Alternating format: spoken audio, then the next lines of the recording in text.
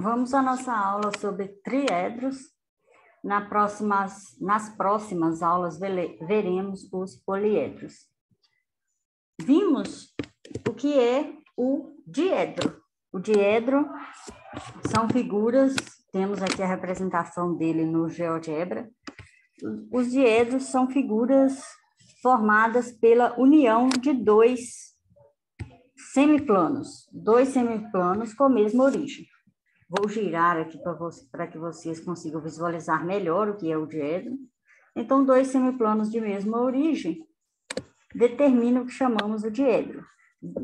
Vimos algumas propriedades, vimos como medir essa abertura do diedro e usando as propriedades de ângulo. Então, esse é o diedro, que é a união de dois semiplanos. Agora, ângulos é a união de semirreta de mesma origem. Então, temos aqui, vou fazer uma semirreta e vou fazer uma segunda semirreta marcando aqui o ponto. Agora aqui a outra semirreta com a mesma origem. Temos aqui um ângulo. Também é um conjunto de pontos, que é a união dessas duas semirretas. Agora, vamos ver os triedros.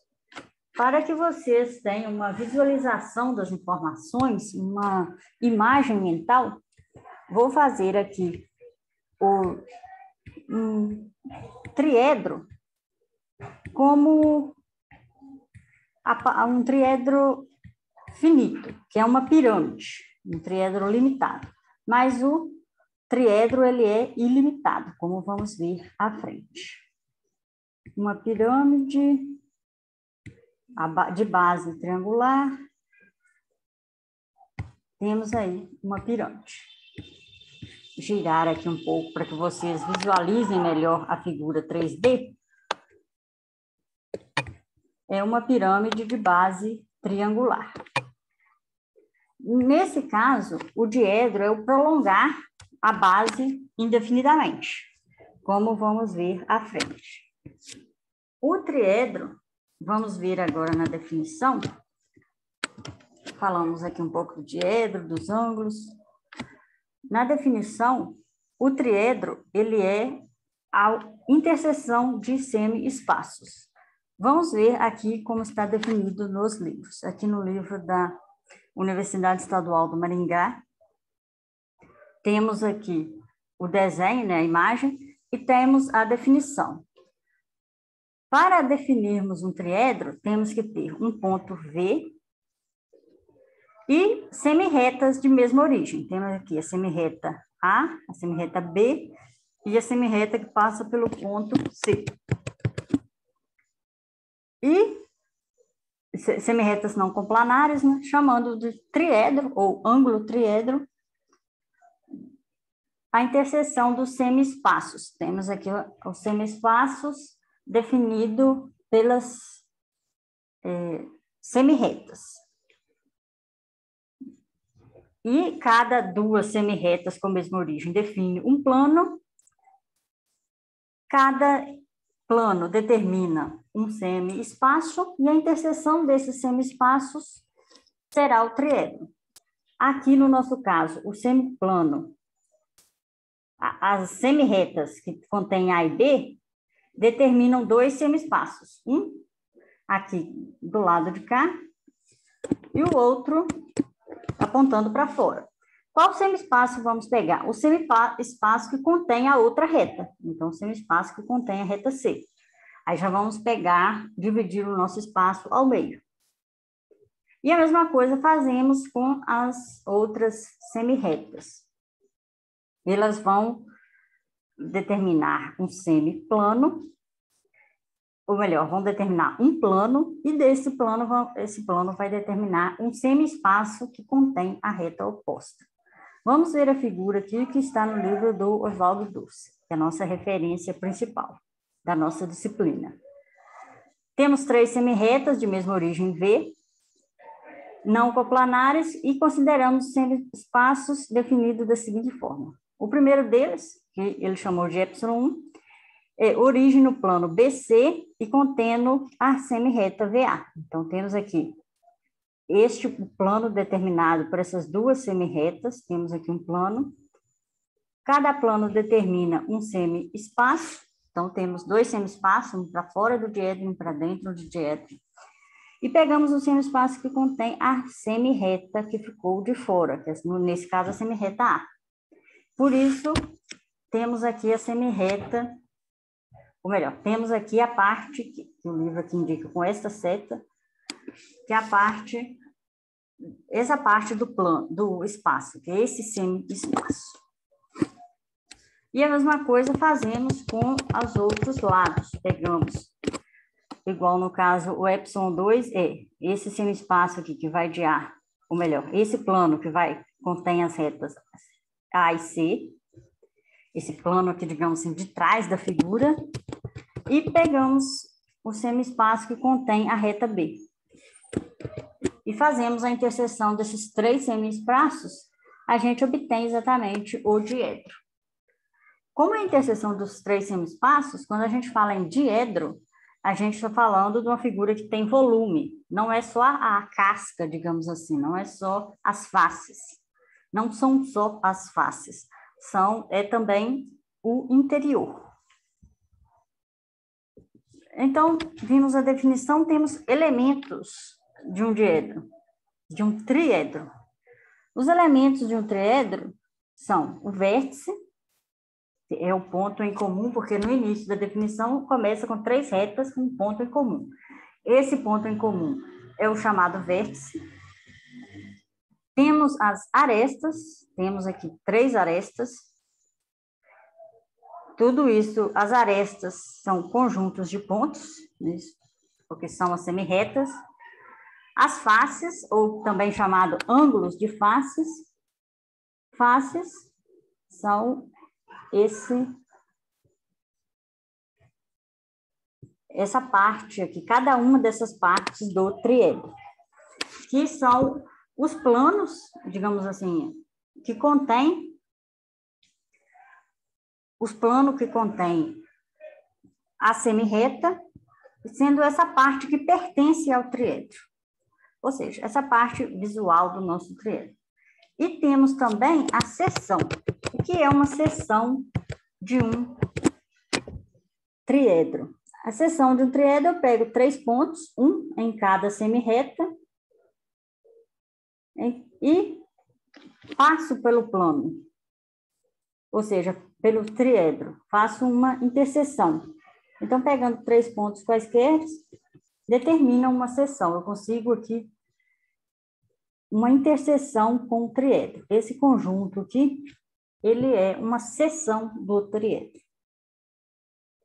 O primeiro resultado que vamos enunciar é o teorema 1, que diz que em qualquer triedro, cada face é menor que a soma das outras duas. Temos aqui a face. A face tem essa interpretação dela ser todo esse conjunto e também a interpretação dela ser o ângulo. Aqui temos um ângulo. Isso. Temos aqui essas duas semirretas, a união de duas semirretas é um ângulo. A letra A diz que cada face é menor que a soma das outras duas. Temos, então, que esse ângulo aqui marcado de vermelho, ele é menor que a soma deste ângulo da reta A até a reta B, mais o ângulo da reta A até a reta C. Aqui que passa, digamos, por trás da nossa figura. Eu vou fazer ele assim, digamos, tracejado, porque esse ângulo aqui está na figura 3D. Voltando à nossa figura, temos aqui um ângulo. Aí, se eu giro um pouco a minha figura, eu vou ter um ângulo aqui por trás, não é isso? E, então, cada um desses ângulos é menor que a soma dos outros dois ângulos aqui do vértice do triedro.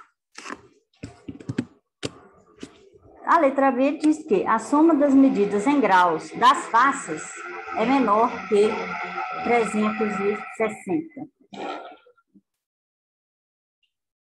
No nosso caso aqui, como enxergar este resultado? É como se eu pegasse a minha pirâmide, o meu triedro, se eu fosse abrindo ele aqui, ou afundando, digamos assim, o meu ponto, aproximando ele, esse vértice da base, o ângulo vai se aproximando de 360, mas ele nunca vai chegar a 360. Se eu pego o meu vértice e subo ele um pouco, observe, esses ângulos vão ficando menores. Então, a soma deles vão ficando menor. Agora, se eu pego o vértice e abaixo ele vai se aproximando de 360, mas não vai chegar a 360, a não ser, claro, né, que eu pegue esse ponto e coloque ele diretamente na base. Mas do modo como está, tá vendo que ele está aqui um triedro baixinho, ele não chega a 360. Ele vai ficando baixinho, se ele tocar o plano, ele já não é mais um triedro. Por isso, a soma das medidas em graus das faces é menor que 360. É claro, é um teorema, tem demonstrações usando argumentos, né, usando as definições que vimos, usando demonstração lógica, que vocês já estão acostumados em matemática. Vou poupá-los da demonstração, inclusive porque essa demonstração tem nas duas referências, tanto aqui no livro da Universidade Estadual do Maringá, quanto no livro do Oswaldo Doce, elas são extensas, bastante extensas. Usa bastante, assim, até de congruência, até propriedades de ângulos, traçar segmentos. Dos triedros, não é... Vimos os triedros que a base, ou melhor, as seções são triângulos, mas também temos de modo análogo aos triedros os ângulos poliédricos convexos. Os ângulos poliédricos convexos, eles são formados por polígonos quando eu faço aqui uma seção. Ou seja, quando eu passo aqui um plano perpendicular, um plano não necessariamente perpendicular, vou fazer aqui uma reta, se eu cortar aqui o plano, seja nesse sentido, seja mais inclinado, seja mais acima, ou seja mais inclinado da seguinte forma, enfim, de qualquer forma, se eu passo aqui um plano, eu vou obter uma interseção com a figura e obter aqui um polígono. Temos aqui, vou traçar nesses lados para vermos o exemplo que temos. Temos aqui mais um lado, aqui atrás outro, e aqui o outro. Temos um poliedro. Por isso, ou melhor, poliedro é o que vamos ver na próxima aula. Temos um polígono. E no nosso polígono é o chamado ângulos são os chamados ângulos poliédricos convexos. É a mesma definição do triedro, apenas que ao invés de termos um triângulo, temos outro polígono. Seja um quadrilátero, seja um hexágono, seja um icoságono, etc. Temos como resultado também, para os ângulos poliédricos, o resultado semelhante ao que temos nos triedros, que diz que a medida em graus de cada face é menor que a soma das outras medidas. Ou melhor, das outras duas faces. Vamos aqui no GeoGebra, fazendo a nossa figura. Temos aqui, vou apagar um pouco do nosso desenho. Vou fazer um ângulo poliédrico limitado, porque aí ele vai ter base, mas por definição o ângulo poliédrico ele não tem base, ele é como um triedro. Temos aqui um ângulo poliédrico com a base pentagonal. No nosso caso, temos que o nosso ângulo ele é, por exemplo, esse ângulo aqui, quando eu girei aqui também gira a figura.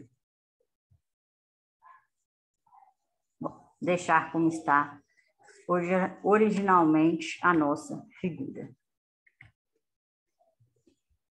Pensando aqui no modo de exibir melhor a figura, mas para explicar qual é o ângulo, né, que envolve a soma, mas basicamente cada face aqui, cada ângulo da face aqui próximo que forma aqui com o vértice do ângulo poliedro, ele é menor que a soma das outras, todas suas faces. E a mesma questão, além disso, outro resultado, que é a mesma questão da pirâmide. Quando eu olho aqui de cima, à medida que eu levanto aqui o vértice, os ângulos das faces vão ficando menores.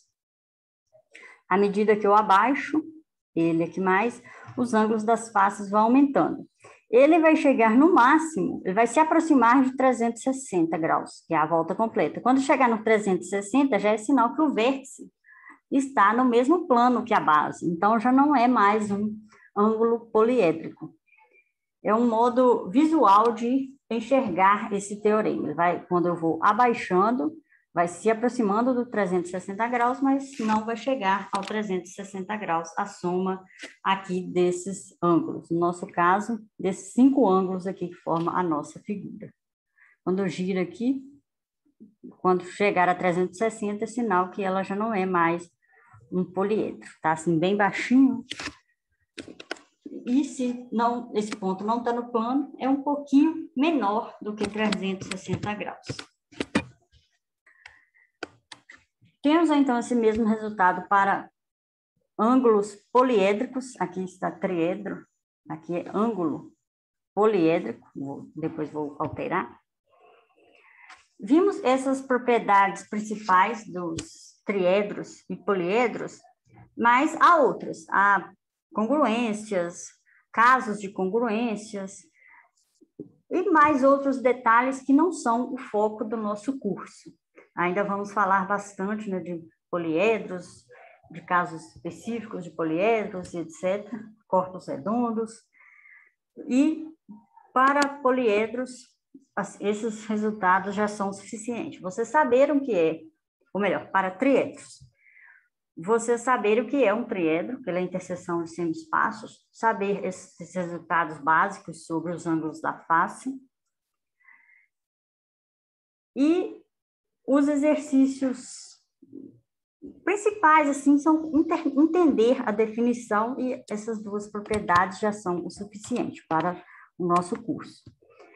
Para vocês que queiram saber um pouco mais de como usar o GeoGebra, talvez tenha alguns aí que não tenham visto, tem essa dissertação que eu sugiro também, caso vocês estejam mais curiosos para saber mais sobre os poliedros. Dá para fazer muita coisa. Vou mostrar um exemplo do que se pode fazer com o GeoGebra. Por exemplo, planificação, prisma, planificação de figuras, para vocês aí que serão professores usar, né, mostrar lá ao aluno visualmente como comporta a figura, como planificar. Isso. É um dos muitos exemplos que se pode fazer com o GeoGebra. Não conheço todos, né? Cada vez se descobre uma coisa nova. E, caso vocês queiram saber mais, leiam ou material que vocês acharem na internet, vídeos, ou uma sugestão é essa dissertação que eu mostrei há pouco. Caso vocês testem bastante no GeoGebra, tenham curiosidade de ver melhor, tem também como colocar, inclusive, no fórum a figura que vocês fizerem, ou algo assim. Temos aqui no fórum, a gente clica em responder, depois clica em avançado, e então vai abrir a janela com o modo de salvar a figura, não só salvar a figura feita no GeoGebra, mas também salvar o arquivo em si. Vai poder mover o arquivo, etc. Aqui, clicando nesse parágrafo de expandir a barra de ferramentas, quando clica nesse símbolo de editar código HTML, abre a janela, a gente clica e abre a janela de colar o código de HTML, e então lá no GeoGebra, a gente vai salvar, aqui na aba, varia dependendo da edição do GeoGebra, ou se você tiver o GeoGebra online, etc. Ao clicar em gravar, ele vai aparecer a opção gravar ou compartilhar, que vai aparecer aquela opção com aquele mesmo símbolo que apareceu no Moodle. E então vocês basta colar lá e aparecer a figura. A figura, ou melhor, não só a imagem em si, mas esse mesmo arquivo. Aqui eu vou ter que fazer um login, etc. Não vou salvar aqui agora no momento, mas aí você loga com sua conta e então você pode colar lá o seu arquivo do GeoGebra no Moodle, certo? Tem muitas coisas que dá para fazer no GeoGebra. Bom, mas o importante da nossa aula, por enquanto, assim, o foco da nossa disciplina, nessa aula é importante que vocês lembrem dos triedros. É isso, e continuamos nas próximas aulas falando dos poliedros.